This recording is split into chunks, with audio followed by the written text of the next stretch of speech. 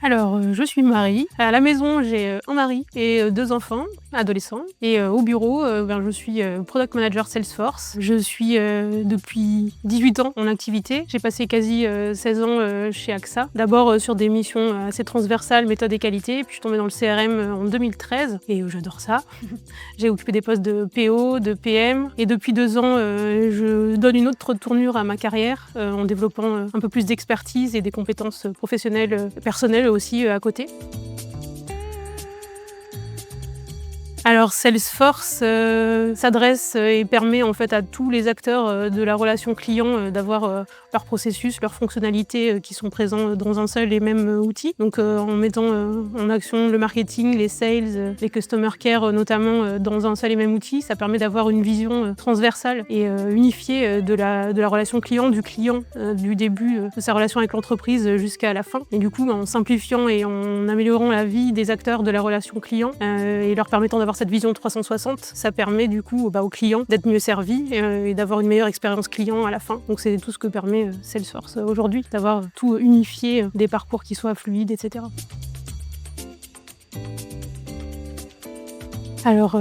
Dans une carrière, il y a plein de challenges différents. Les débuts où on doit faire sa place, trouver la confiance, etc. Il y a le fait de devenir maman où ça se réinvente un petit peu et on doit trouver l'équilibre entre les différents pans de sa vie. Et là, j'arrive à une autre période encore où on essaye de trouver un peu plus de sens, de donner une autre tournure à sa carrière. Donc je dirais que le plus grand challenge que j'ai vécu, c'est celui que je viens d'amorcer depuis quelques mois, de passer du coup du salariat à l'entrepreneuriat, de me lancer et puis du coup de me lancer aussi dans une formation sur des compétences personnelles à côté. Comment est-ce que j'ai surmonté ça? En me posant pas mal de questions, en cheminant et en prenant le temps de le faire, en étant bien entourée, en étant encouragée aussi, et puis en saisissant des opportunités grâce à mon réseau.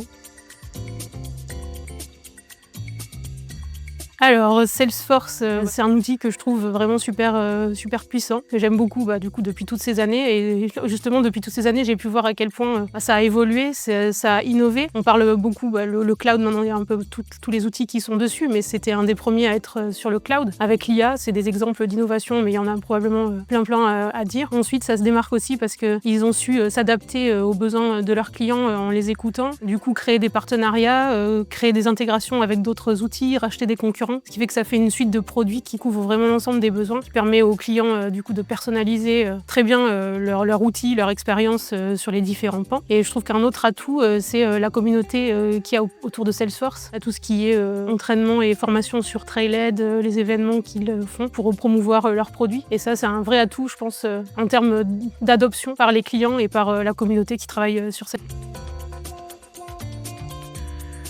Je vais répondre que ça dépend probablement des entreprises. Globalement, les femmes dans la tech, elles ont toute leur place, bien sûr. Je l'ai vécu depuis toutes ces années et je pense qu'il y a beaucoup d'entreprises qui promeuvent ça. Après, dans la réalité des faits, ça va dépendre des endroits où on est. Ça va dépendre de la mentalité de l'entreprise, de la mentalité de l'équipe. Moi, je me suis estimée plutôt privilégiée la plupart de ma carrière. Au début, je suis arrivée, il y avait très peu de femmes dans les équipes Salesforce et j'ai été plutôt chouchoutée et encouragée à évoluer et à grandir dans ce milieu. Mais il y avait un vrai programme et après les personnes avec qui j'étais aussi faisaient pas cas du fait que c'était une femme ou un homme selon les postes. Et c'est pas le cas par contre dans toutes les entreprises. On peut voir qu'il y a des entreprises qui sont plus patriarcales que d'autres. Le fait d'avoir cette mixité, je pense que c'est un peu dans tous les domaines, ça apporte des choses un petit peu différentes dans le domaine de la tech comme dans d'autres domaines. Une sensibilité peut-être plus d'écoute, plus d'empathie qu'il n'y a pas forcément sur les autres domaines et dont il y a besoin aussi dans les aspects plus tech, parce que la tech, elle s'adresse à des humains.